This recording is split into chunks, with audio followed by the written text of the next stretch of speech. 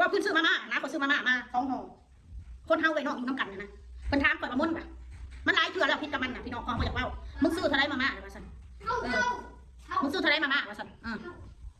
มันก็สิเอาเงินให้ว่าซั่นแม่กินข้าวอีมานะว่าซั่นเฮาเลยตึ๊กตัวใจเฮาน่ะมันตึ๊กโลดนะเอ้าคือสิเอาเงินให้เงินมาม่า2 ละ 9,000 กีบข่อยก็เลยว่าก็กินโลดแล้วสิอยากเอาให้หยั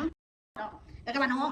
เฮ็ดก็ว่าน้องเฮ็ดซะว่าเพิ่นเลยน้อง6 คนนี่ข่อยก็หักมันแพงมันละกูหมู่พี่น้องเอ้ยแต่มันเฮ็ดให้ข่อยเสียใจกูหมู่คือมันนี่แหละเขาบอกไว้ซะเด้อมันไล่กว่านี้จากเพื่อนมันคนยางทั้งน้ำตามึงจะมาเหยียบเพื่อนกูบ่ต้องการมึงมาเหยียบเพื่อนกูทั้งลูกทั้งผัวมึงลูกมึงมาขี่เพื่อนขี่จ้างกูขี่ของกระล่างมึงเกี่ยวของกระโบเห็นของกระโบในล่างพี่น้องคอยกระโบหัวมันหัวเงินขนาดนั้นกระโบหัวนะเพราะว่าข่อยก็เคยมีเงินคือกันคอยคิดว่าคอมันล่างได้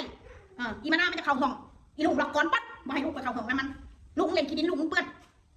คนเฮาหัวหน้าลานนะพี่น้องเปื้อนกระล่างตีนล่างขามันมันนั่งแข่งล่างปั๊บมาให้ลูกไปเข่าห้องแล้วมันลูกเล่นขี้ดินลูกมึงเปื้อนคนเฮาหัวหน้าลานนะพี่น้องเพื่อนกับล่างตีนล่างขามันมันนั่งแข่งล่างขามันเขาไปอยู่น้ำเอื้อยเขาไปอยู่แน่เด็กน้อยมันเคยอยู่ห้องแอร์เนาะมานาเนาะมันก็อยากเขาไปอยู่ในห้องแอร์ข่อยน่ะเจ้าขึ้นพร้อมคนใจอยู่ในใจคนนี้พี่น้องเลยอีลุงข่อยแท้มันสำใดไปเรียกเอามันไปเรียกอยู่ระยองอีอ้วนมันบอกข่อยมาได้ไงมึงเอาลูกกูไปเรียกมึงเอาเงินเข้ากระเป๋ามึงเงินFCฝากให้ลูกกูมึงกับผัวมึงกลมมันว่ามึงไปเสียเงินมาตะบาทเดียวผัวกูขับรถมาแต่ระยองมาหากเอาลูกมึงสกลนครทำไปหับทั้งไปส่งพี่น้องมันว่าข่อยไปเสียเงิน FC มึงจะมาอะไรกูยืมหนีมึงมาใน4 ปีแล้วยืมหนีนะมึงมาใน4 ปีมึงกระทำความเดือดร้อนให้กูมึงมาประเทศไทยมึงเดือดร้อนกระทำกลางคืนกูก็ขับรถไปกับผัวกูไปหับไปส่งมึงคือกันมึงจะมาเดือดร้อนอีหยังกูไปหามึงกูก็ตีกลับไปหับเอามึงมากูซอยเรือมึงกับทุกอย่างมึงว่ามึงมันบ่เคยได้อาศัยกับ YouTube กูก็เฮ็ดด้วยน้ำมือตีนกูเองแม่กูยอมรับกับผัวมึงสอนมันว่ามันไปอยู่นครอยู่ระยองกูไม่ได้หมักได้เฮ็ด YouTube คือมึงกับผัวมึงนั่งกินข้าวแล้วให้คนมาคอมเมนต์เราให้กูไม่ได้หมักได้ป่ะสุดท้ายมันก็คือน้ำลายคือกันกับบักกะหน้าเลยมันบอกเอาถ้า4 ขวดบักหน้า4 ขวดกูอื่นดีกว่าสุดท้ายมันก็คือน้ำลายมันเองมันกัดคืนเอากันรักเอากัน FC ก็จนพอไปอยากเล่าพี่น้องบักหน้าพอไปอยากเล่าให้มันดอกบักหน้ามันเป็นคนดีก็ยอมรับบักเมฆมึงว่ามึงก็เล่าคิดถึงกูมึงมานั่งเล่าถึงกูเลยมึงว่านี่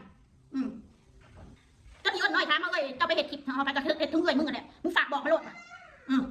มึงจะมาเห็ดถึงกูนะโอ้กูหูแล้วมึงเล่าถึงกูมันได้ยอดวิวมันได้เงินไถ่กระเป๋ามึงกูก็คือว่าเล่าคือมึงเล่าซะเพราะว่ามันบอกนะเดี๋ยวคอยถ่ายคลิปลูกมันเอาเงินของกระเป๋าคอยยังขนาดได้เลยคอยเลี้ยงลูกมันนะคงไม่ได้ให้มาเลี้ยงลูกมันให้พี่น้องนะมือคืนเพื่อนมันบอกที่แต่งงานมันขบหูดอกโอนมัน11,000มันก็ได้โอนเงินคืนมาเอาให้ร้านซะมาเอาดอกโอนคืนหลังจากได้งานมันก็โอนคืนมาให้คอย11,000นะคือมันเล่าอันนี้มันตรงอันนี้อันใดตรงก็คือตรงอันใดที่ว่ามันออกก่อนคอยจะข้ามเป็นทีหลังนะพ่อแม่เพราะว่าทางเงินธนาคารเดือนที่แล้วนะคอยให้โอนหน่อยโอนปั๊บ130,000 มันว่ามันไปออกก่อนได้จังไดมันก็บ่มีคือกันเงินไฟแนนซ์รถมันขอยกระเป๊ะมือในวันที่5มือเขาโอนเนี่ยมันแล้ว1,000 กว่าบาทนะที่ว่าเงินมาคุมวันที่16คอยจะเอาให้มันบ่เชื่อเขาก็เลย2-3 มื้อคอยจังให้อันนี้ก็ได้มันหนักเนาะซ้ายเนี่ย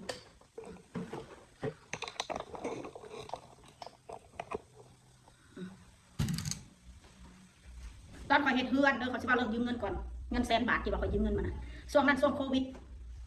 มันมีเงินอยู่100,000แต่130,000หรือ150,000เนี่ยผมจำไม่ได้ช่วงโควิดมันก็มาทอนมาได้ดอกเงินมันนะเอาใบมอบอำนาจมันเห็นใบมอบอำนาจไปเบิกเราอยู่ธนาคารไปเบิกเราอยู่สกลนครไปแหละให้FC เราเลยไปเบิกให้ส่วนเราคอยอยากเฮ็ดเฮือนพอดีว่าซั่นซะเขาก็เลยยืมมัน100,000มันก็ให้ยืมดอกมันให้ยืมแต่มันมาว่าคอยทยอยให้มันนะคอยทยอยก้อนน้อยได้คอยให้รอบแรกก็50,000ได้โอนให้มันเงิน100,000โอนให้มันรอบแรกนะ50,000 บาทประมาณ3 หรือ 4 เดือนนี่แหละฮอดมันบ่ฮอดดอกเราคืนเงินก้อนแรกเลย50,000 บาทแล้วมันมาบอกว่ามันมานั่งว่ามันบอกว่าคอยทยอยให้มันก็เลยไม่ได้เป็นก้อนมันว่านะซึ่งมันบ่เป็นความเป็นจริงแล้วมันบอกว่าทยอยให้จนมันไม่ได้เงินก้อนมันว่าก้อนแรกเขาก็ให้มัน50,000 2 กับ 20,000เที่ยว2 กับ 20,000แล้วก็เที่ยว3กับ10,000 1 หรือ 20,000นี่แหละก็จนเบิดมันก็คอยก็บ่ได้คิดว่ามั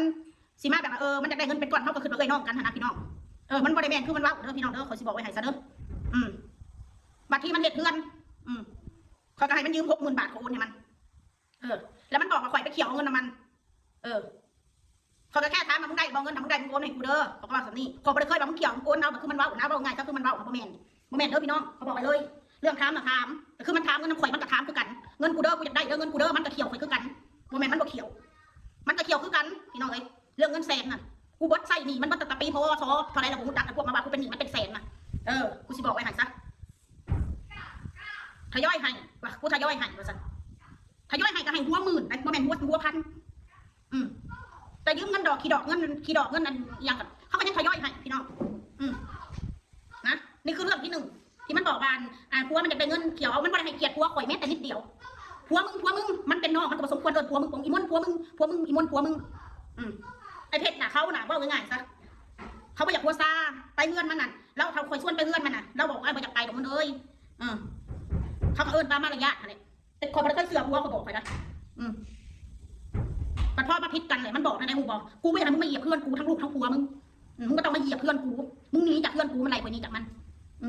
มึงมาอยู่มากินเงินกูมันเล่านะกูยอมรับกูอยู่กูไปอยู่ในโดนหรอกที่ว่าไปอยู่แต่เพราะมันให้คนไปอยู่มันเถื่อนมีหันมีหนีมันเอ้ยมาแกงทำไมแน่มันเอ้ยมากินไก่กินเป็ดเด้อก็ออกกันขอไปหามันขอกระซื้อนะอยากเขากินนะ